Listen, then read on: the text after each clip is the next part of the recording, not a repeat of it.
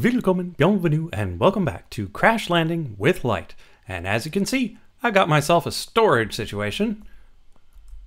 Well, solution, really.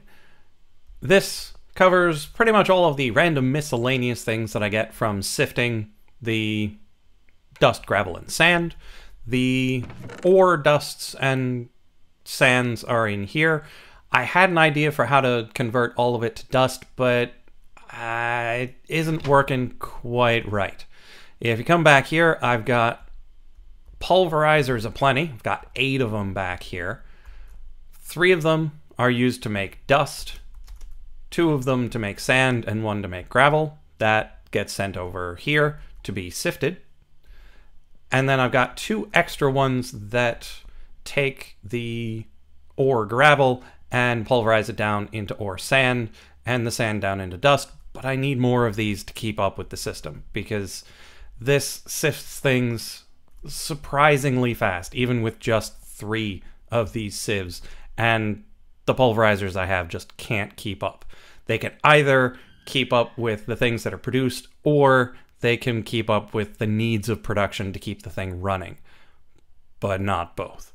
So it goes. We'll look into better solutions for that, and then once we've got a consistent flow of the dust, then we'll set up a way for it to be smelted, either in here or in the regular smeltery in the basement, or if we're feeling really lazy, in some redstone furnaces that just take some power. I certainly hope you enjoyed last episode, the little bonus where I did the let's build of this guy over here. There were a couple of minor flaws with it. First, this central area was not lit up properly, so I made some mycelium covers, which I didn't know you could make. You just silk touch some mycelium, cut it up with a saw, and you get these nice little pieces. And it gives it a nice little bit of shape. I didn't really like how flat it was. But now, we've got this stuff a little bit higher, and it doesn't care about the mob spawning. It'll not let them. However, they can spawn on the mushroom. So we're going to have to do something about that. Maybe this episode, maybe not. But we'll climb up there, either light it up or cover it with some mycelium. I also set up a barrel for witch water, which I used to get soul sand, which I sifted to get the nether wart. Now that I have nether wart, I can do potions, I can summon blazes, I can do all sorts of fun things. It'll also give me nether quartz, which is particularly good for all sorts of fancy machines. But also you can see there are mobs spawning inside of this thing. Not the end of the world. It would cut back a little on the efficiency of that, supposing both were in range. I might open this up and light it up. I might not. But if you haven't seen, the watering can is absurdly good for spreading mycelium. That was in the episode, but you might not have been able to see with it going by so fast. But it works so well. It's kind of crazy.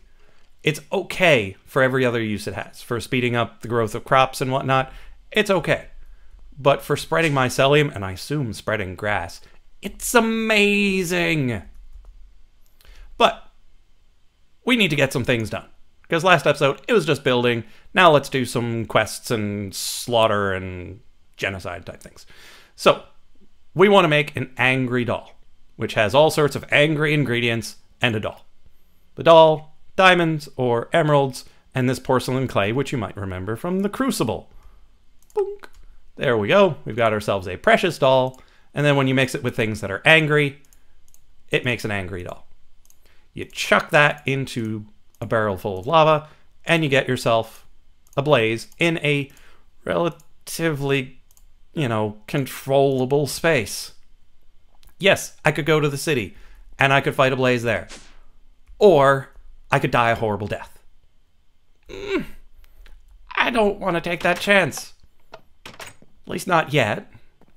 Once I've got the shell constructor that the easy mode folks start with, then I'll have some extra lives. All I'll have to do is have a reliable source of power. Then I'll be willing to head up there. If I do a season 2 of this where I do things differently, I'll have had this under my belt and I'd likely be more willing to put my life on the line willy-nilly. For this, I want to play it safe. I want to make a nice, bountiful empire. And yeah, I want to avoid the certain death until I can, you know, feel good about it. So, in the meantime, hello, lava. Meet Dull. We step back a little bit. He should pop out in a second. And then we stab him with Perry Mason.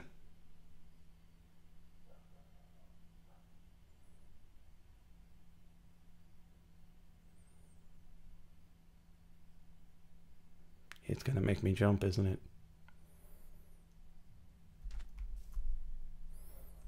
Is there not enough space?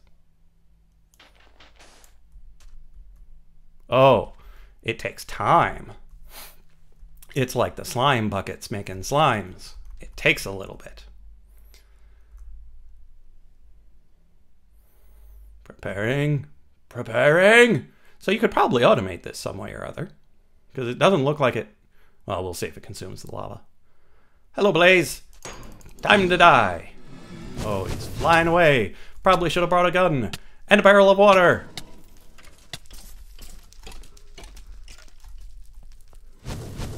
Oh, not so great at dodging.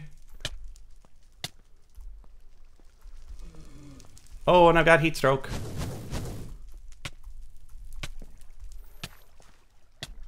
This was a bad idea. Bad idea. And my barrels are not here.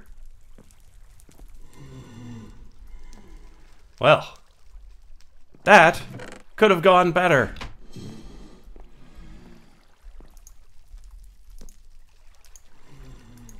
Probably left my gun over in the other place. And you can see why I don't go to the city. I could certainly make a bow. That's probably my best plan. There's my gun. Do I have ammo?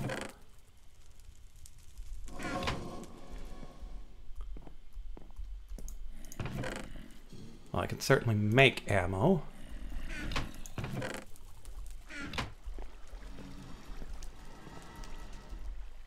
Well, there was certainly your excitement for the episode.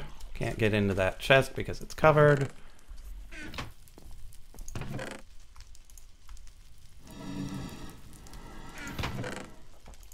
Okay, lots of arrows. Another clip.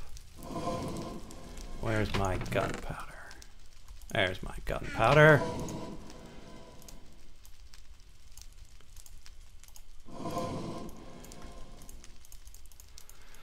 I always forget about their flying up tendency, and that the Matic wasn't strong enough to just kill him outright. Now this healing apparently is really slow. And with the heat stroke from doing that, we should probably drink some cold water bottles. Get our temperature back under control. We kept them around for a reason. It's awfully silly to not drink them.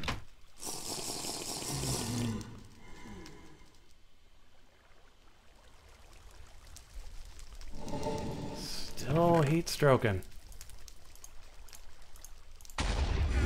It doesn't seem to reduce our temperature by all that much.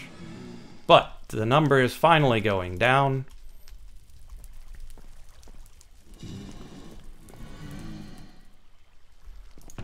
Let's see, do we have any worthwhile resources? Oh, we're out of water. That's our problem. You were probably yelling at me the whole time.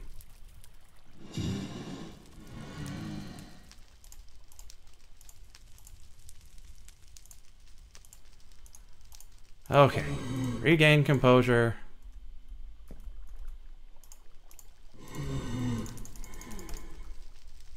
Fill these back up.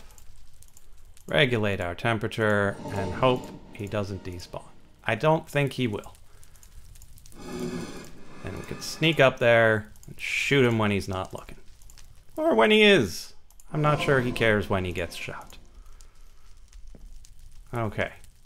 Now, the question is, do I have any random iron ingots? Because I don't want to smelt them, but I do want a water bucket.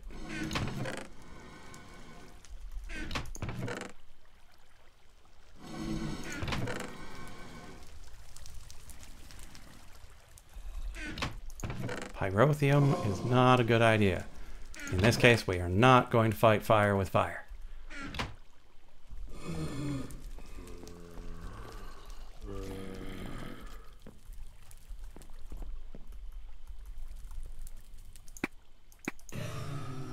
One shot, that's all it took. And he didn't drop a blaze rod. All that for no blaze rod! Gone! Okay. Well, I guess that means we should do some quests. I just wanted to build some infrastructure, brew some potions, have a few laughs. No, it didn't want to happen. So we come back here and do what we normally do. We craft things. Which things? The things that Impa wants. What does Impa want? He wants me to actually be carrying him around. Did I leave him over? Looks like I left him over in the house. Well, let's go. I keep leaving things in random places. It's not good. And let's see. And we made the jump! Haha. Was he in here? Yes, he is. So, what we're gonna do. We want to finish off basic survival if possible. This is probably not the last one, because that's at 90%. There are more than 10 here. So, that's probably not going to be completely finished. Under pressure, we are finally going to make this air cannon. It's about time. These upgrades, I need potions. Then we'll open this up and see what we need there. Might be something fancy, might not. The potatoes are running out, so let's grab the stew. How's the stew doing? Stew has not been eaten recently, so that's good. Jump, jump, jump. Okay. Back over we go. Can't believe he didn't give me a blaze rod. What a jerk. Now, I've got the materials to make another one, or I could go to the city. There are options. I just don't like that he skimped out on us. And this does provide a bit of shade for the mobs down in here. So I might seal off the lava for a little bit and make a little hill such that the lava covers the entire area under it. I think it would make it look even more like a thruster that way too. We'll see how it goes. Okay, what were we doing? We were crafting! Now this time, we know what we want. So here, we've got the air cannon. Over here, we did the grinder. We need the reactant dynamo. So first, we'll do the air cannon because, well, it's an air cannon. Don't have a use for it just yet, but there are a few things I could do. Most of them involve item transportation or blowing up mobs with TNT. Either way, it'll be good times. So we go back to under pressure, unclaimed rewards, possible rewards, item life upgrade, dispenser upgrade, or a PCB. I can make PCBs no problem. I'm fairly confident I can make an item life upgrade no problem. Don't know what's in the dispenser upgrade, so that's probably good. And I don't have to pick one. Give them to me. There we go. Let's check out under more pressure. You may have noticed that some pneumaticraft machines require more than 5 bars of pressure that an air compressor provides. Well, this is the answer. Since this machine runs on MJ instead of RF, you must feed it power through at least one thermal expansion conduit. Hooking it straight up to a dynamo or a tesseract will not work. Also, this generates air pressure constantly as long as it gets power. Some sort of automatic regulation would be a good idea. Indeed it would. Kinetic compressor gives us redstone, redstone energy conduit, and redstone energy cell frame. you'll melt this down with the thermal expansion magma crucible and inject it into these using a fluid transposer, such that these become batteries and wires. So let's check out the recipe for that guy. Kinetic compressor takes, ooh, a fancy card. Hardened glass, which comes from the induction smelter. We don't have one yet, but shouldn't be a problem. But this is a fancy card. Fancy card takes regular card, more PCBs, fluxed electrum ingots, which you take the melted down redstone and transpose it onto some electrum, and some plastic. So once we've got, we're going to need the induction smelter, we're going to need the magma crucible, we'll grab one of the fluid transposers, and then we'll be able to do that. So we'll need another sciencey lab type place. Might put those in here, because there is a bit of room, because I'll have a programmer for the drones in here, but I'm not sure how much other pneumatic craft stuff I'll really need. So I can likely have some of the thermal expansion stuff in here too. So that's nice. Now let's make ourselves a reactant dynamo. Like I've said before, I may or may not use a grinder to make the standard reactant dynamo power plant. I probably won't. I'll try to come up with something different. But that should finish the basic survival quest here. And that unlocks 2 elsewhere. Fancy. And that's all of that. Gives us some conveyor belts. Like we need more. Some gunpowder. Like we need more. And some mob essence bucket. That could be fun. Let's get that. And now everything that I see here is complete. But we're not at 100%. So something will eventually unlock something back here. Or I can't get 100%. Whether because of easy mode or I think there was something up here for some other people I've seen play this, where you're killing more mobs. I don't know if that's an easy mode thing or what, but I can't get to 100% at this point. Now, I do want to check one thing, because I know this was true in some other packs, but I just want to see what it gives me. When you go swimming in Mob Essence, it gives you night vision for about a minute afterwards. So you can take a look at the interesting sky with the that sunrise. Yeah, nice sunrise, creepy spider over there. It looks real nice. At some point, I'm considering taking a look at this place using shaders once it's, you know, a bit more grand to see how that all looks. I think it should be pretty nice, but I don't know how it'll react to some of the weirder blocks and mobs and whatnot. But I did notice something in the book. We now have Creating Life, which has no description. So, we've got various eggs. 1 up. Lonely. So, lonely, mob essence, 10 buckets, and an egg gets you a chicken. Really? Can't you just chuck the eggs? Okay. You may have noticed a complete lack of native life on this planet outside of the hostile monsters. Luckily, I have a solution. If provided some mob essence and the correct ingredients, I can create the animals you want. These quests are repeatable. Oh, okay, I suppose just to get the hang of chucking mob essence into a QDS. Okay. And 1 up. You only have 1 life. You die, and that's it. Or is it?